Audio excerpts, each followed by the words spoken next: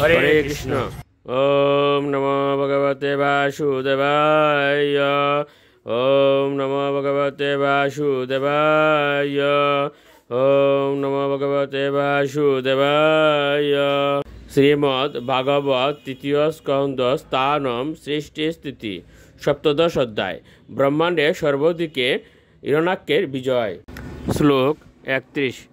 তম বীর মারাদ্বিপদ্য বিস্ময় শৈষ সে বীরশয়ে সবির্বিত ইয়স্তদ্বিদানাম শতাম প্রশান্তয়ে রূপানি দত্তে সদনুগ্রহেচ্ছয়া। অনুবাদ।